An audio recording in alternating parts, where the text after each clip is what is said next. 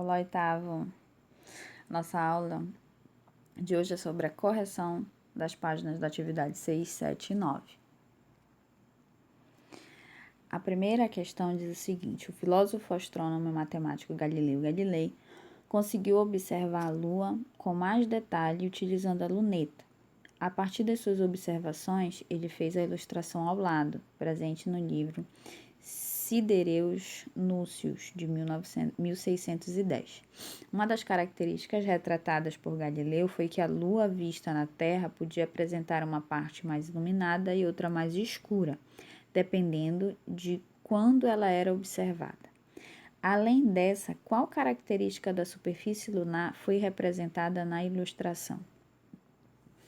A característica representada por Galileu são as irregularidades e as crateras presentes na superfície da Lua. Isso é muito claro nessa imagem, a gente consegue perceber. E ele também conseguiu perceber quando ele observou com a luneta a Lua. A segunda questão diz o seguinte: as missões espaciais exigiram o desenvolvimento de novas tecnologias e materiais e possibilitaram termos acesso a informações até então desconhecidas sobre o cosmos. No entanto, tais ações forneceram também milhares de resíduos espaciais que hoje em dia encontram-se em torno do planeta.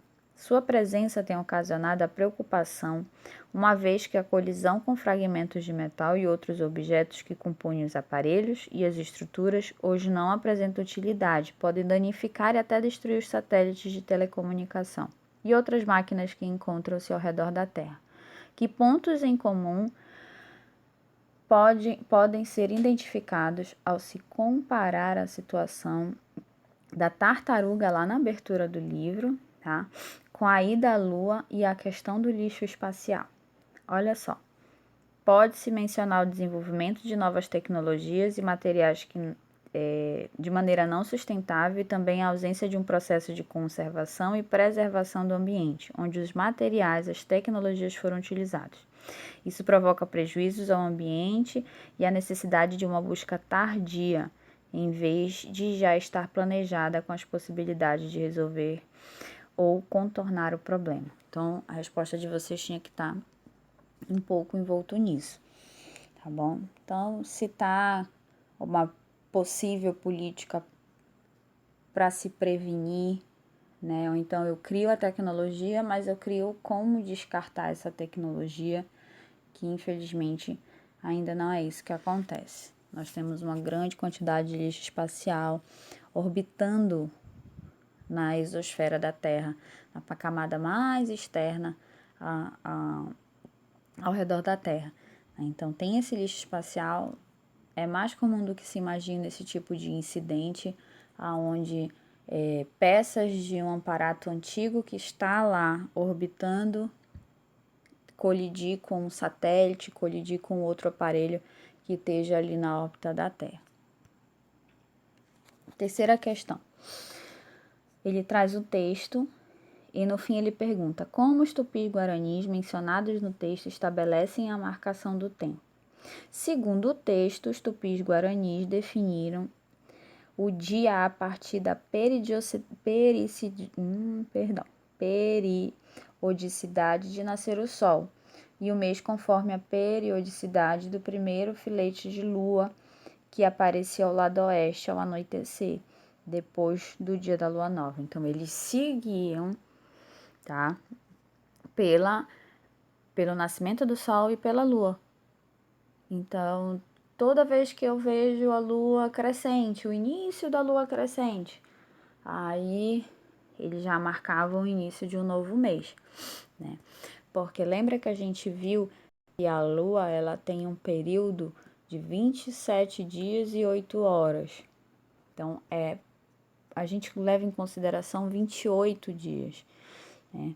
Então, a Lua ela tem um período de 28 dias para seguir o seu ciclo todo de fases, que é a próxima aula. A gente vai falar de fases da Lua. Então, por muito tempo, não só os índios, como outros povos se guiavam dessa mesma forma, observando a Lua, observando o posicionamento de uma estrela. A quarta questão. Ao observarmos a Lua, vemos a mesma face, apesar de o astro realizar um movimento de rotação em torno do seu eixo. Explique qual é a relação existente entre observar a mesma face da Lua e os seus movimentos.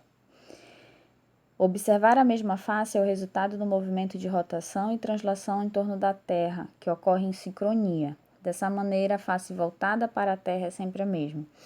Lembra que eu também falei a questão que rotação da Lua é 27 dias e 8 horas e o movimento de translação da Lua, que é ao redor da Terra, é exatamente o mesmo.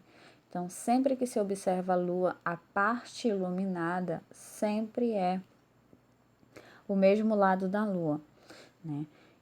Foi colocado para vocês na aula passada uma imagem da Lua, da face oculta da Lua. A gente chama de face oculta da Lua. Tem até filme com esse tema, né? Que sempre foi um mistério. A NASA conseguiu tirar uma foto do outro lado da Lua, mas esse outro lado da Lua nunca está disposto para a nossa observação sendo iluminado pela luz solar durante a noite, no nosso caso. É como se o lado da Lua, o lado oculto da Lua, tivesse virado para a gente durante o dia. Você entendeu? E durante a noite a gente vê o outro lado da Lua. Como ela tem esse sincronismo, esse movimento igual, tanto para rotação, tempo de movimento, tanto para rotação quanto para translação, a gente só observa um lado da Lua. A quinta questão diz: a face oculta da Lua encontra-se na região oposta àquela que conseguimos ver a partir da superfície da Terra. Cite uma maneira de obter mais informações sobre as características dessa área.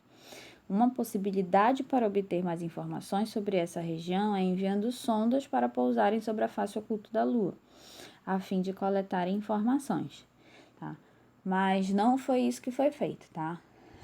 Isso aqui seria uma hipótese, é o que ele queria que você citasse, uma maneira de se obter essas informações.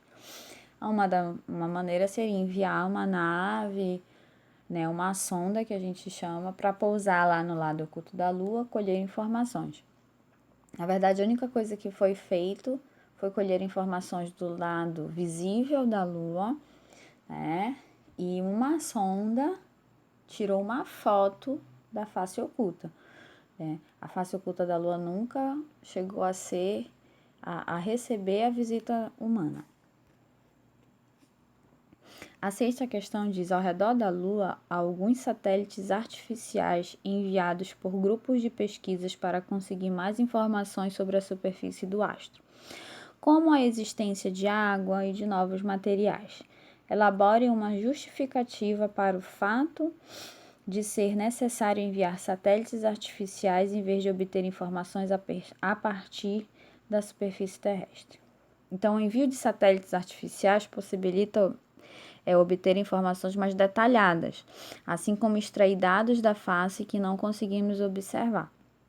Quando eu envio esses satélites artificiais, eu tenho como pegar essas informações mais próximo, com maior qualidade, com maior precisão, né? É muito melhor eu ir até lá, pelo menos o mais próximo possível, para pegar essas informações, do que tentar pegá-las daqui da Terra, que vai ser simplesmente uma hipótese, uma ideia. Eu acho, eu acredito, mas não vou ter como comprovar. No momento em que eu envio uma sonda, eu envio um satélite para fazer essa coleta de informações, eu tenho mais precisão, mais veracidade no que eu estou falando.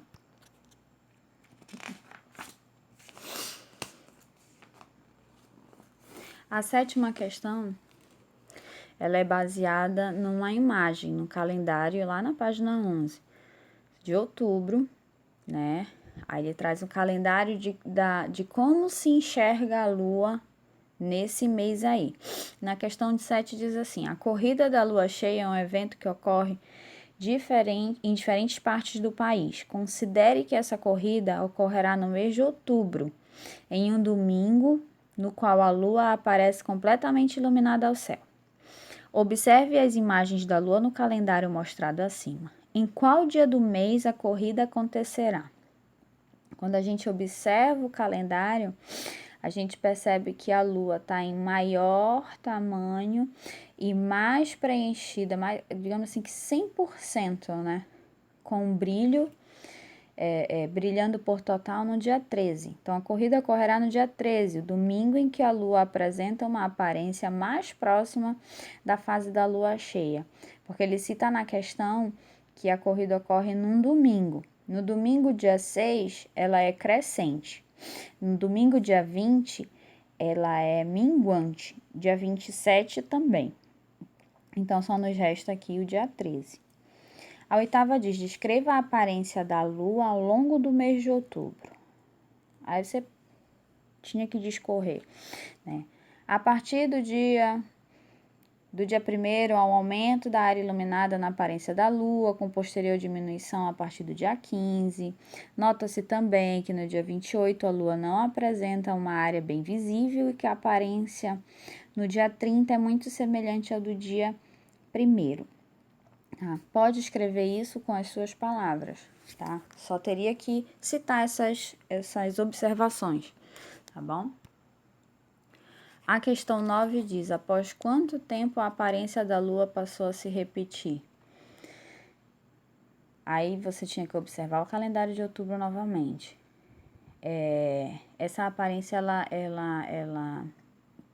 ela passa a se repetir com um ciclo aí de cerca de, média, 29 dias, tá? A gente tem que levar em consideração que o tempo em que ela leva para dar ao redor da Terra é de 27 dias, e 8 horas, tá? Só que pode ser que essa 27 dias e 8 horas ocorra durante o dia. Aí você só vai observar durante a noite. Tá? Então, são mais horas e aí é de 28 a 29 dias. Mas nesse calendário em que ele traz em questão de outubro de 2019, leva 29 dias. A décima questão traz 2 calendários, esse e esse segundo. E pergunta: qual a diferença da aparência da Lua pode ser identificada ao compararmos as imagens em latitudes distintas? Então, a partir da comparação das imagens, é possível perceber que elas estão rotacionadas. Dependendo da latitude em que a observação é feita, o aspecto da parte iluminada muda. Eu tenho dois calendários do mesmo mês, só que observados em latitudes diferentes, em regiões diferentes, né? Aí a gente observa que tá ao contrário, é como se eu tivesse uma imagem espelhada, tá? Quando ele fala latitudes distintas, é como se eu estivesse em lados opostos da Terra, né? Então, num eu tô vendo que no dia 1º é lua crescente e no outro calendário eu tô vendo que o dia 1º é lua minguante, tá? É isso que tinha que ser observado e tinha que ser citado aí na sua resposta, tá bom? Então, a aula de hoje era isso, era a correção. Na nossa próxima aula a gente vai tratar de fases da lua. Até a próxima!